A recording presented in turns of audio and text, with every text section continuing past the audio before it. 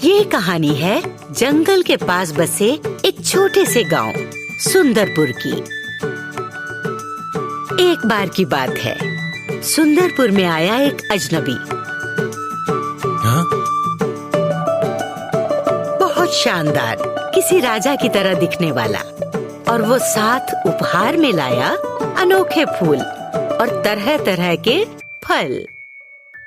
सुंदरपुर के सभी लोग उस नौजवान को देखकर प्रभावित थे, जिनमें थी बेला भी।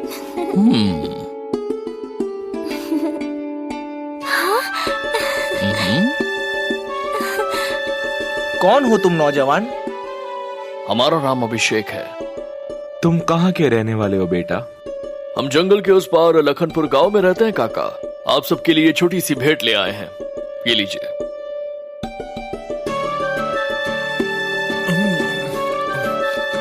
वाह, कितना स्वादिष्ट है ये सेब और कितना मीठा। तुम ये फल कहाँ से लाए अभिषेक? हम जंगल से जा रहे थे, तभी रास्ते में एक फलों का बाग दिखा।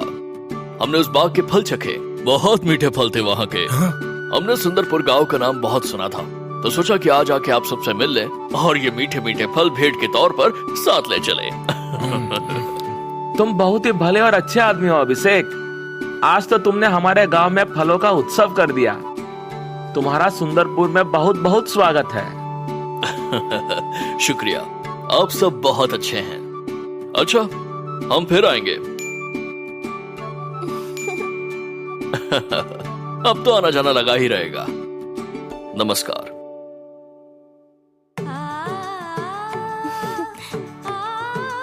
ये अजनबी कितना सुंदर है ना? हाँ, सुनहरा रंग, चमकीले बाल, और देखो तो कैसे शान से चलता बोलता है, जैसे कहीं का राजा हो। बेला, तूने गांव के सारे लड़कों को शादी के लिए मना कर दिया।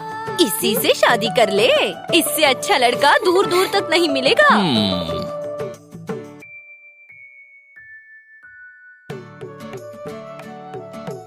फिर तो अभिषेक लगभग रोज ही सुंदरपुर आने लगा अपने उपहारों के साथ, और जल्दी ही वो सभी गांव वासियों से बहुत घुल मिल गया। और फिर एक दिन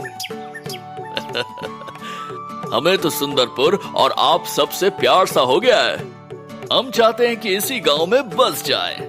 नेकी और पूछ पूछ, हम सबको बहुत खुशी होगी अगर तुम यही रह जाओ। लेकिन फिर हमें रोज रोज तुम्हारे ये अनमोल उपहार नहीं मिलेंगे। पर तुम्हारा यहाँ रहना ही हमारा उपहार होगा अभिषेक।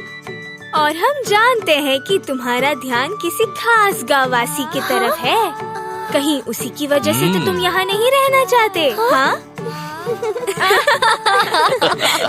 आपकी सोच सही है। हम आपके गांव की बेटी बेला के लिए अपनी शादी का प्रस्ताव रखना चाहते हैं। उसके लिए तुम्हें मुझसे बात करनी होगी।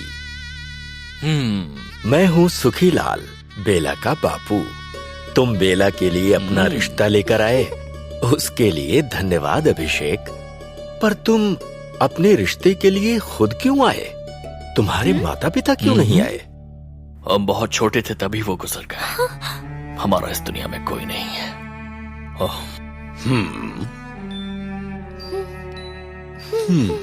अब से तुम ऐसा नहीं कह सकोगे कि तुम्हारा इस दुनिया में कोई नहीं है।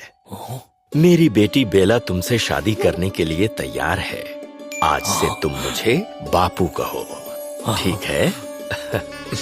आशीर्वाद दीजिए। कितनी खुशी की बात है।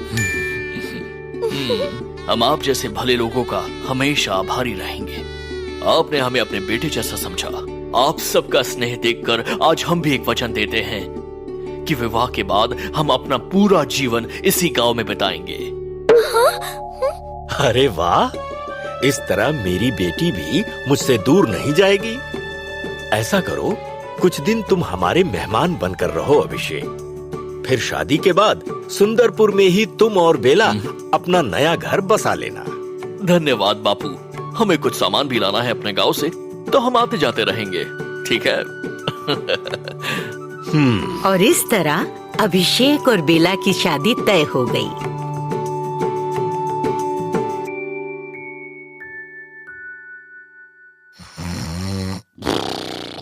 फिर अभिषेक सुंदरपुर में ही रहने लगा।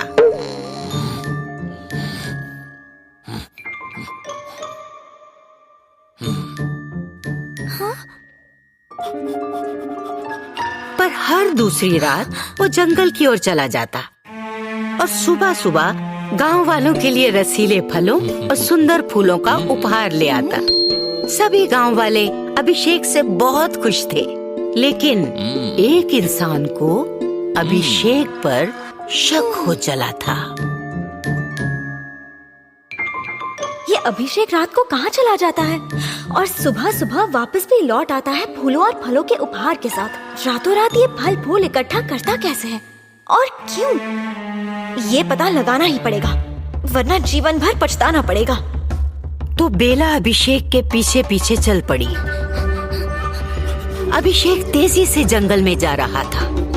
बेला भी वहीं की पली बड़ी लड़की थी, तो वो भी तेजी से उसका पीछा करने लगी। अभिषेक जंगल के बीचों बीच आकर रुक गया। बेला थोड़ी ही दूरी पर झाड़ियों की ओट से उसे देखने लगी।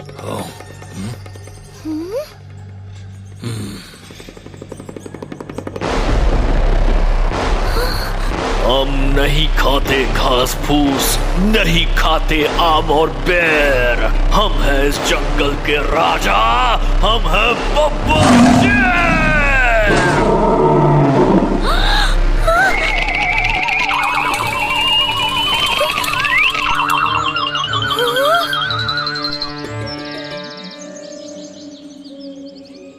जाओ, आज फिर जंगल के अलग अलग कोनों से सबसे सुंदर फूल और सबसे स्वादिष्ट फल ढूंढ कर लाओ।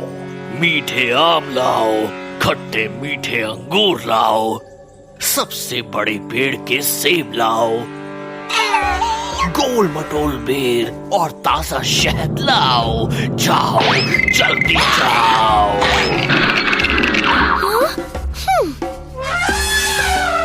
हम जानते हैं हाथी मंत्री, तुम्हें ये चिंता सता रही है कि आखिर हम ये सब क्यों कर रहे हैं, है ना?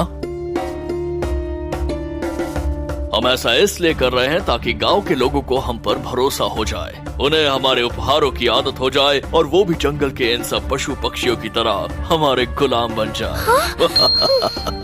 बस हमारी उस बेवकूफ लड़की बेला से शादी हो जाए, तब हम दिखाएंगे उन्हें अपना असली रूप और बन जाएंगे सुंदरपुर के राजा।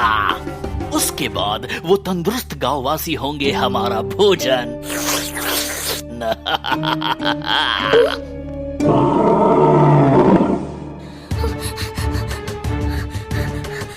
बापू! धम्मा!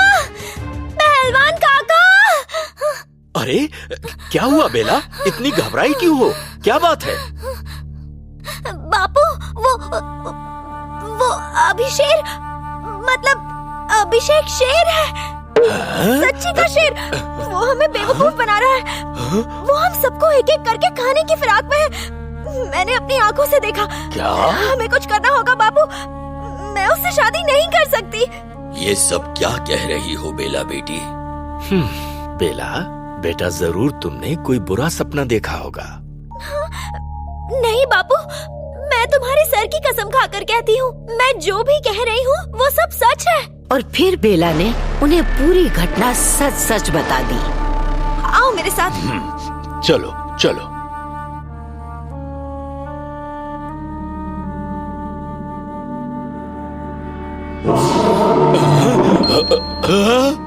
मेरी बेटी बहुत बहादुर और समझदार है, ये सच कह रही है धामा पहलवान। हमें कुछ करना पड़ेगा और वो भी जल्दी। मेरे पास एक उपाय है, आज रात को फैसला हो जाएगा, या तो ये पकड़ा जाएगा या हमेशा हमेशा के लिए भाग जाएगा।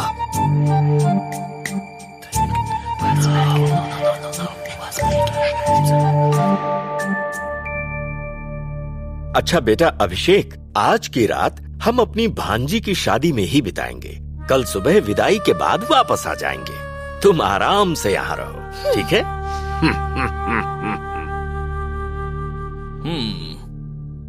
अच्छा हुआ चले गए, रात भर इन गंदे मनुष्य के रूप में नहीं रहना पड़ेगा। एक रात तो हम आराम से अपने असली रूप में रह सकते हैं, किसी को क्या पता चलेगा।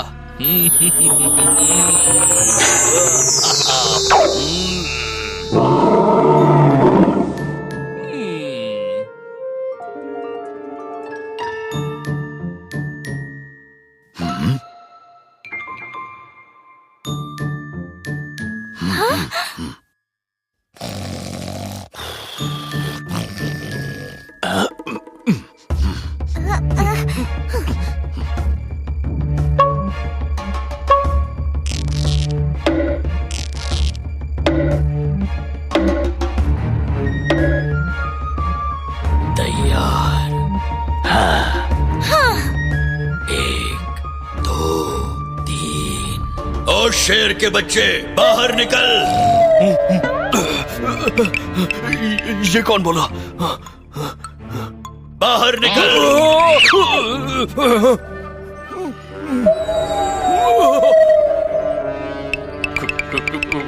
कौन हो तुम? मैं हूँ दानव, सुंदरपुर का रक्षक। बहुत समय पहले इस गांव के वासियों ने मेरी मदद की थी और मैंने वचन दिया था कि इस गांव पर कभी मुसीबत नहीं आने दूंगा। मैंने जंगल में उड़ती हुई खबर सुनी है कि तुम इस गांव को नुकसान पहुंचाना चाहते हो। सावधान धूर्त शेर, इस गांव के एक बच्चे का बाल भी बांका किया तो मैं तुम्हें कच्चा चबा जाऊंगा। अरे बाप रे, इतना बड़ा राक्षस दानव, इससे तो हम लड़ भी नहीं सकते। ये तो हमें इस गांव का राजा नहीं बनने देगा। इससे अच्छे तो हम जंगल के राजा ही सही है।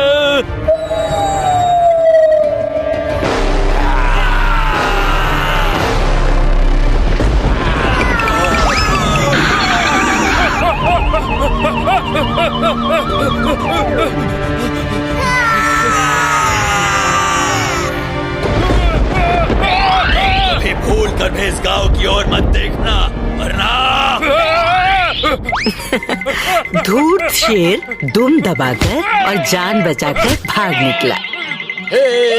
बेला, सुखीलाल और धामा पहलवान खुशी से नाचने लगे।